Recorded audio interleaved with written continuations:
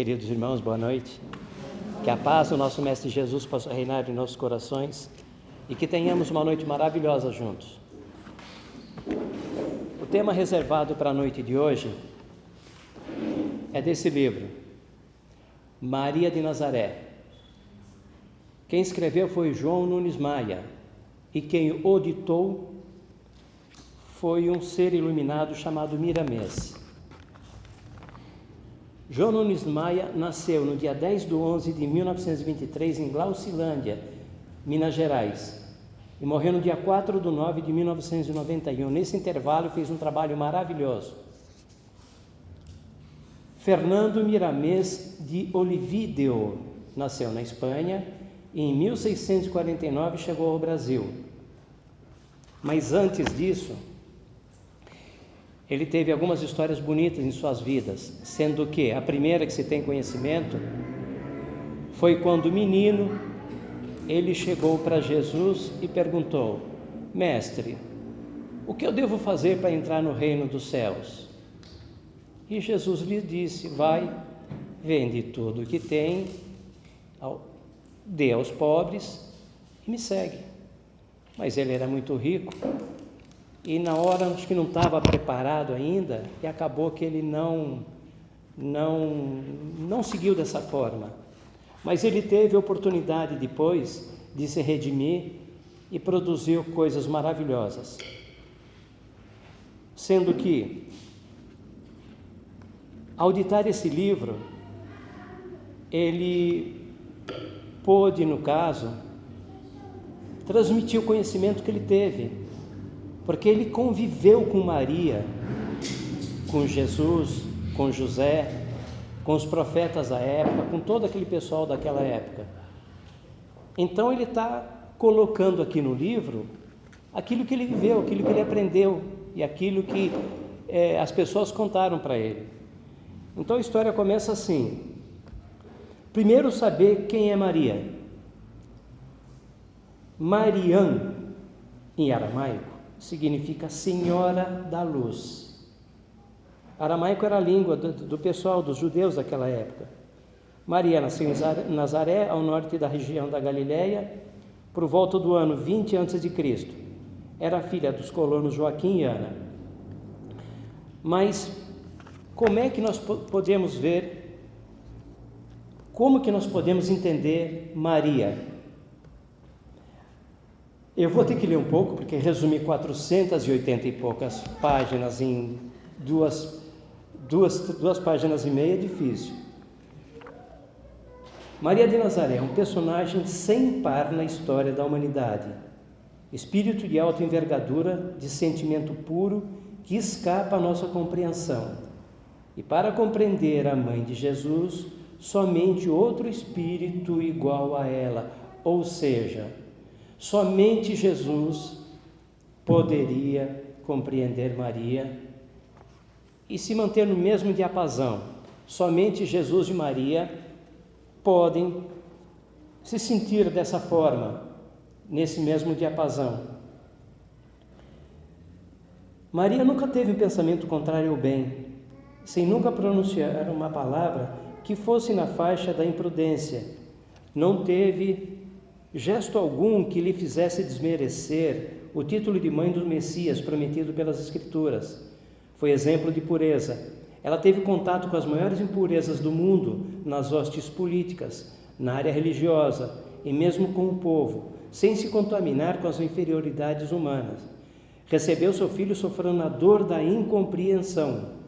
Na época, quando ele estava na terra e disseram que isso iria acontecer, ela simplesmente aceitou ser mãe da forma como foi.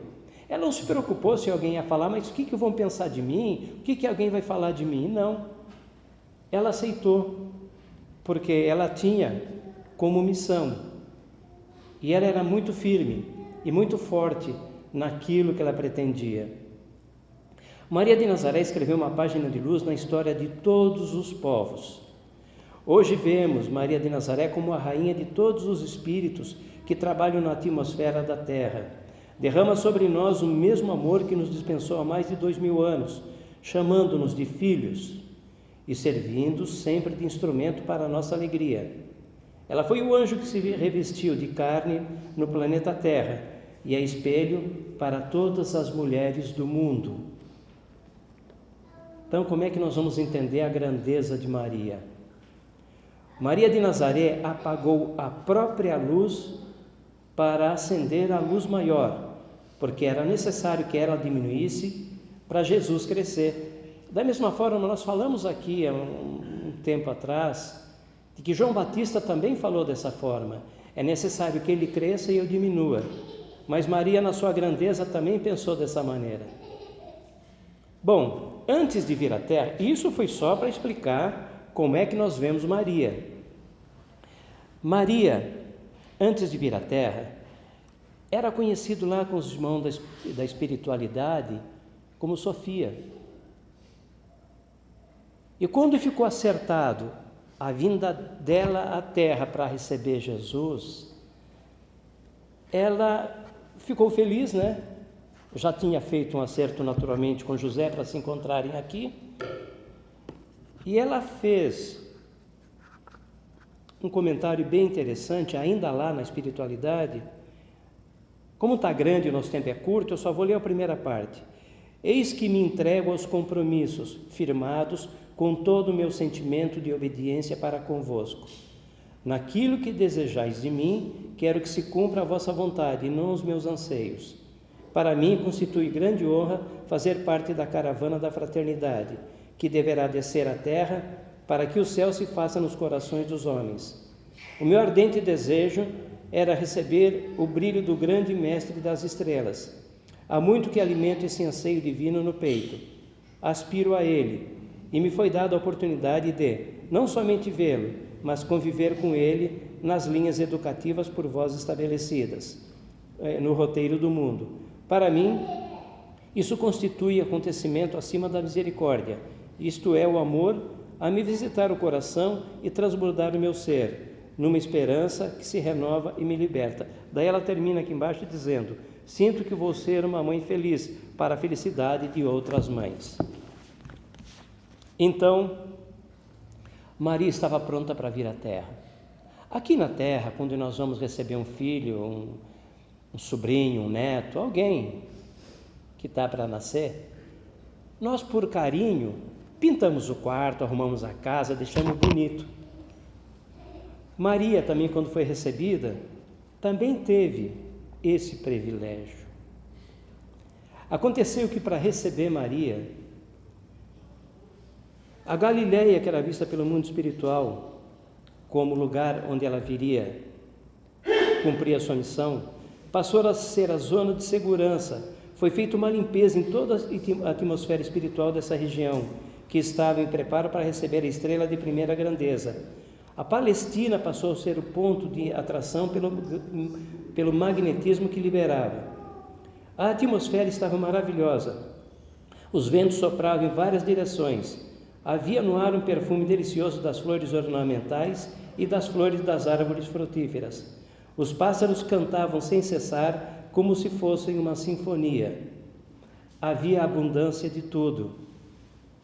Abundância de mel, hortas, que seriam as lentilhas, as favas, a cebola, o alface, a chicória, as endivas, os agriões, as beldroegas, que era uma planta de chá, aveia, trigo, feijão, lentilha, azeitona, figo, ameixa, maçã, pera, uva, damasco. Mas imagina, a fartura era tanta, a produção era tanta, que o trigo, aquela espiga do trigo, o pendão quase que não conseguia segurar aquela espiga de trigo. O figo daquela região era um figo mais encorpado, parecia uma pera, delicioso, maravilhoso. Havia também uma abundância no outro tipo de alimento. Então via-se uma produção enorme, muito grande de peixes, que eles nadavam à flor da água. Torno, carneiro, cabrito, bode, galinha, pombos, patos e os porcos demonstravam prazer em viver. As pessoas também estavam felizes. Havia muita alegria em toda a região da Palestina. Até o momento em que nasce Maria de Nazaré. Veja, nós preparamos um quarto para o nosso filho. toda a região da Palestina se preparou para receber Maria de Nazaré. Todos estavam em festa. Para conhecer a criança, vieram gente de todos os lugares. E para conhecer, né, a criança que viria a receber o Messias prometido. Desde pequena, Maria agradava a todos que visitavam. Então, ela conseguiu fazer com que todo o povo se reunisse em torno dela. Na página 117 desse livro, diz Miramês: todos os fatos narrados nesse livro, que é o Maria de Nazaré, são verídicos. Esse livro não é obra de ficção. Então Maria nasceu, ela cheia de graça, né? Ela cresceu, ficou uma menina pequenininha ainda, novinha. Então vinham pessoas de todos os lugares, mas muitos sacerdotes, doutores da lei e rabinos. E Maria falava coisas lindas, maravilhosas, mas ela falava o que ela sentia e o que ela via. Imaginemos ela aqui, sentadinha naquele banquinho, com as mãos sob o joelho em cima do vestidinho, falando coisas lindas, maravilhosas.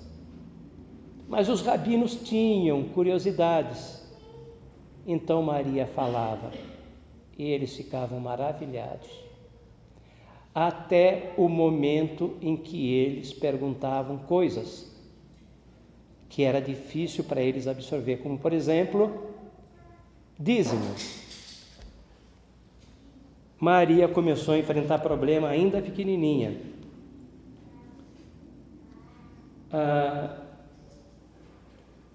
As pessoas não sabiam, mas Maria falava com a ajuda de um anjo.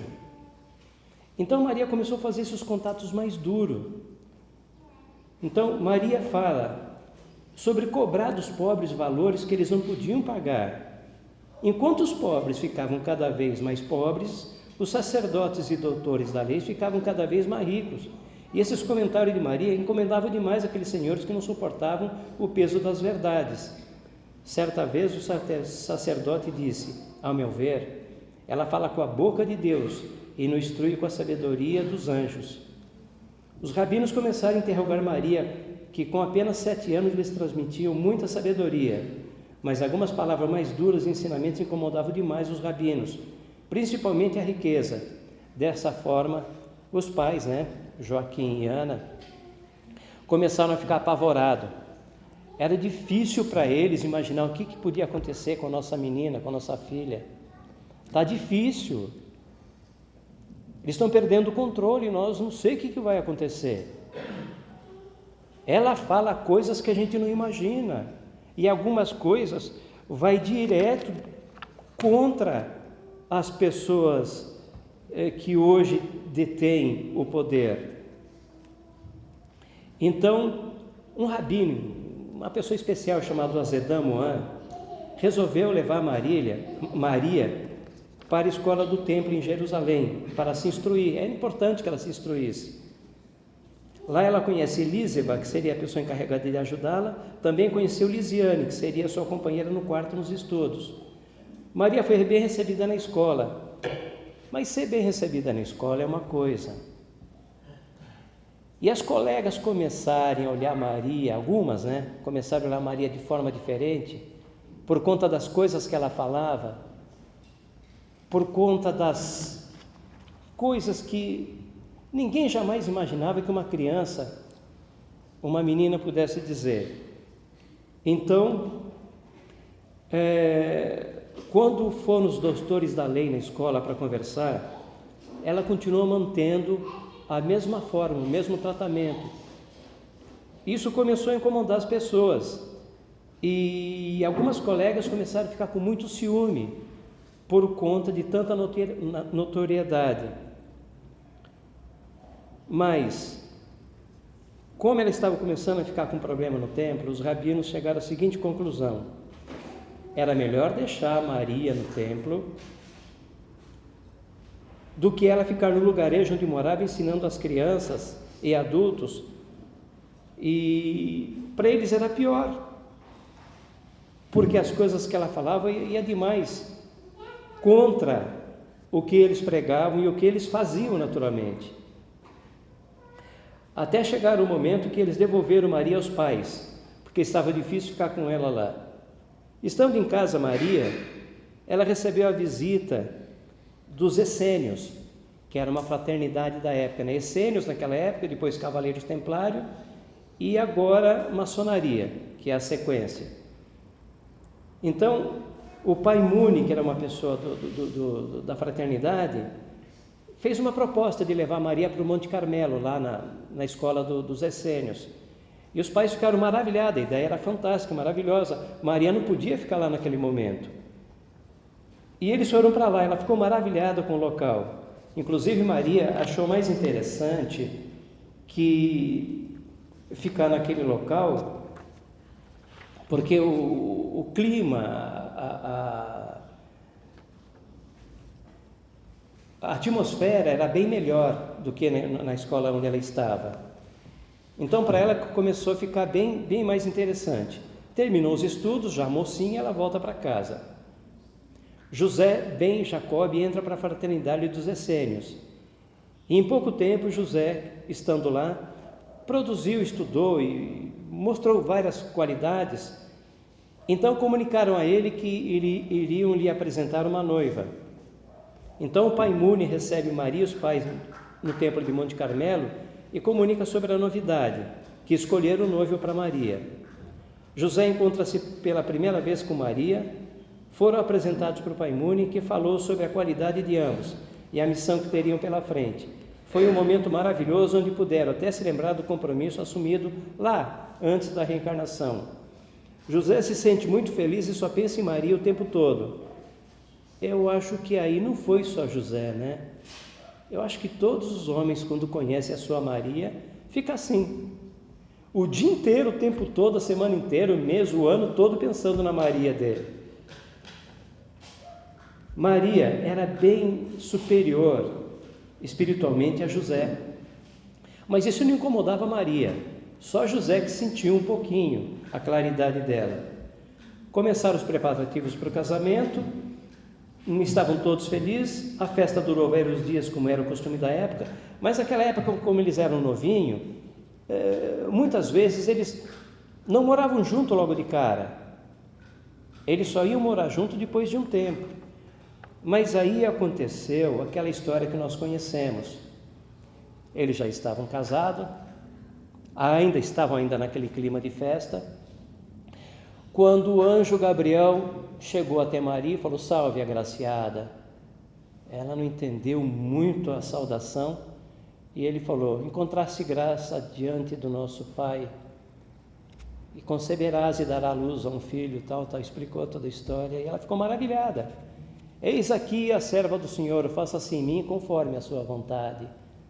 Então foi muito bonito, foi muito legal, mas José, sabendo disso, eles não estavam morando junto, ele ficou numa situação difícil, ele pensou em abandonar Maria. Mas o anjo Gabriel foi até José e explicou para ele tudo o que estava acontecendo, como é que seria e a importância deles ficarem juntos. Explicou tudo para ele e o José entendeu. E a coisa seguiu bem, até Jesus nascer. Jesus nasceu e os primeiros a visitá-lo foram Belchior, Baltazar e Gaspar, como nós conhecemos como os reis magos. E daí, bem criança, eles foram ao templo apresentar a criança. E Azetã Moã, que era um dos irmãos da fraternidade dos essênios, ele ficou feliz, pediu para segurar Jesus, levantou e agradeceu a Deus por aquele momento que foi muito bonito. Foi muito bonito e ele disse que estava feliz porque conheceu a salvação do mundo. Abençoou, entregou o bebê a Maria. E eles ficaram bastante tempo lá e como eles estavam preocupados, chegou o momento de ir embora. E saindo do templo, tinha uma multidão, mas era muito grande a multidão. E Maria ficou apavorada, ela tinha compromisso de cuidar do nenê e toda aquela preocupação. Aconteceu uma coisa que Jesus no colo, as mulheres usam, não é cobertor, não sei se o nome é coeiro, é alguma coisa que elas envolvem o bebê. E conforme ela saiu do templo, que ela virou, que ela ia passar pela multidão, a mãozinha de Jesus escapou daquele cobertor, daquele coeiro, daquele tecido, e na luz de Jesus irradiava uma energia, de forma tal que, como eles passaram assim, todos aqueles que estavam doentes, principalmente com lepra, foram curados. Foi um momento assim, bem criança, foi um momento maravilhoso. Daí Jesus cresceu um pouco, e José, naturalmente, gostava de fazer caminhadas com o filho. Naquela época, José tinha um amigo que era curtidor de couro. E para se curtir couro naquela época, não tinha essa tecnologia que tem hoje. Então, as pessoas que iam curtir couro ficavam com aquele cheiro impregnado no corpo, era horrível. As pessoas não tinham muita paciência para ficar perto de alguém que exalava mau cheiro. Mas José e Maria não se preocupavam com isso. E eles eram bons amigos. Então, imagina Jesus, pequenininho, fazendo pergunta para o José. Se perguntasse para Maria, talvez... Mas perguntava para José, fazendo caminhada na rua. Oh, meu Deus do céu! E o amigo curtidor de couro, para a sorte, sempre estava junto. Chegava uma hora que o José não tinha paciência, ele não conseguia responder, passava para o amigo curtidor de couro. E ele tentava, fazia o melhor que podia para responder a Jesus. Imagina Jesus aqui agora conosco, criancinha, fazendo pergunta para nós, como é que fica a nossa situação? Se quando de repente ele começava a falar, como criança, mas começava a falar do Pai, do Evangelho, das Escrituras, as pessoas ficavam maravilhadas, porque Jesus tinha condições, mesmo criancinha, bem criança, ele falava coisas que deixavam os mestres da lei assim, meio abobado com tanta sabedoria daquela criancinha tão pequena. Então era maravilhoso, mas José e o curtidor de couro passaram apertado com Jesus criancinha. E naqueles dias, José e o amigo curtidor de couro, mais duas irmãs que eles ensinaram bastante coisa e ajudaram nas dificuldades dela, e mais uns colegas, começaram a frequentar um lugar chamado Vale das Flores. Vale das Flores, é meio feio falar isso, mas Vale das Flores era como se fosse um depósito de gente que a sociedade não aceitava porque estava doente, com lepra, com hanseníase, com alguma coisa, e depositava essas pessoas lá. E eles começaram a visitar esses lugares, e depois, em seguida, Maria também começou a visitar aquele lugar. E Maria fez um trabalho muito bonito. Tinha pessoas que já estavam com o corpo, estava vivo, mas o corpo já estava em decomposição. Era muito difícil de olhar aquilo lá. Então, esse Vale das Flores contou muitas vezes com a ajuda dos irmãos, além da espiritualidade, mas os irmãos que foram agregando, a ponto desse Vale das Flores passar a ser Cidade das Flores, onde construíram um templo muito grande com as mãos das pessoas que estavam lá, os doentes. Então foi assim uma mudança maravilhosa. Um dia, Maria estava lá, já estava cansada, olhando aqueles irmãos que precisavam de ajuda, precisava de um monte de coisa, mas ela já estava cansada. E ela se encostou num canto. Ao mesmo tempo, em outro lugar, longe dali, Jesus estava com os discípulos. E Jesus falando com os discípulos, ele percebeu que lá longe, lá no Vale das Flores, Maria está precisando de alguma coisa. Ele parado, falando com os discípulos, ele parou de falar. O corpo dele ficou no lugar e ele foi em espírito lá. Oi, mãe. Tudo bem? O que eu posso fazer para te ajudar? Os nossos irmãos, vamos ajudar. Ele abençoou a Maria, abençoou os irmãos, ajudou tudo que ele pôde e voltou lá com os discípulos. Os discípulos já estavam acostumados com isso. Jesus virava e mexia, ele estava lá, mas ele ia resolver o assunto em outro lugar. Então foi um momento maravilhoso. E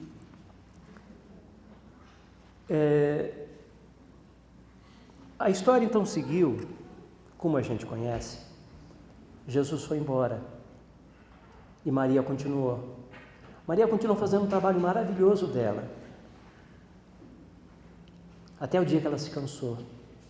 Ela estava muito cansada e tinha muita gente para atender. E ela olhou aquele pessoal. Quando ela veio de longe, vindo um senhor, esse senhor veio na direção dela e ela, meu Deus do céu, como é que eu faço para atender? O senhor chegou perto dela, ela olhou, ela quis pegar a mão dele, quis se ajoelhar, não sabia o que fazer, tamanho era o desespero dela. Pegou na mão dele, foi beijar, beijou e viu uma marca na mão dele. Olhou para o pé dele e viu marca no pé dele. Olhou e viu, Jesus, meu filho. Que alegria! Mas Jesus, na hora, se tornou uma luz muito forte, muito radiante. E Jesus disse: vem, mãe, meu Pai quer que sejas a rainha dos anjos no meu reino. Foi assim que Jesus levou Maria para o céu, para ficar ao lado de Deus e para ficar até hoje nos ajudando, produzindo fruto e produzindo coisas maravilhosas. Foi uma história muito bonita, foi uma história maravilhosa, que 500 folhas, 1000 folhas, 2000 folhas não consegue escrever. Mas o objetivo dessa história não era só falar da Mãe Maria, era falar de todas as mães, de todas as Marias, de todas as mulheres que vieram ao mundo. Depois de Maria, nós vamos lembrar de um monte de mulheres que produziram histórias e coisas maravilhosas. Nós vamos lembrar de Madre Teresa de Calcutá, fez um trabalho bonito. Joana d'Arc fez um trabalho bonito. Mas vamos falar aqui das mulheres aqui próximas de nós. Vamos falar. A mulher está ocupada com os afazeres dela, quando de repente o filho cai na água numa correnteza. Que desespero de mãe! Com todo o seu amor naquele momento de loucura, desespero, pulou na água, salvou o filho, trouxe o filho, colocou para fora e se abraçou e ficou feliz. E daí que estava tudo bem, ela se deu conta que não sabia nadar. Olha o que é o amor de mãe. Uma mãe chegou e viu o filho numa situação difícil, chata, roubo, novo, criança. Pegou o filho pelo colarinho, levou numa delegacia e falou com os soldados, falou com o delegado: eu vim pedir ajuda. Esse meu filho está caminhando num caminho não muito bom, está produzindo coisas que não são legais. Agora me falam de roubo. Eu vim pedir pela graça de Deus que ajude o meu filho. Ele não pode seguir dessa forma. Ele é muito bom, é muito inteligente. Ele é capaz de produzir fruto, produzir coisas boas. E aquelas pessoas de boa vontade daquele local ensinaram um monte de coisa para ele, mostraram lá de dentro algumas coisas que existem nesse mundo. E aquele filho ficou maravilhado com o amor da mãe e com a atitude daquelas pessoas e se tornou um menino de bem, um homem de bem. Olha o que é o amor de uma mãe. Isso é maravilhoso. Uma mulher vivia bem com seus 3 filhos e com o marido, até o momento que, por um acidente qualquer desses da vida, o marido não se sabe por que saiu de casa, foi embora, e a mulher ficou em casa desprotegida, sem saber o que fazer. Mas como era uma boa nona, uma boa cozinheira, que devia saber fazer uma massa como ninguém, logo arrumou um emprego num restaurante que não estava bem. E ela, com o trabalho dela, conseguiu levar aquele restaurante numa categoria tão boa, tão boa, tão boa, que o dono daquele restaurante ajudou ela a comprar casa, ajudou ela a comprar tudo, e ela conseguiu formar os filhos na escola. Olha o que é o amor de uma mãe, olha o que é o carinho de uma mãe. Mãe é tudo nessa vida. E todas as Marias, todas as mães desse mundo é que torna o mundo importante. Sem as mães, sem as Marias, o mundo não é nada. Agora imagina vocês, não era só para falar de Maria, era para falar de todas as Marias.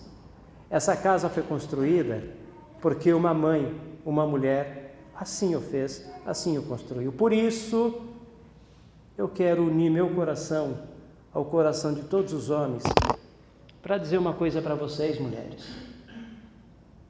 Mulheres, obrigado por vocês nos darem a vida.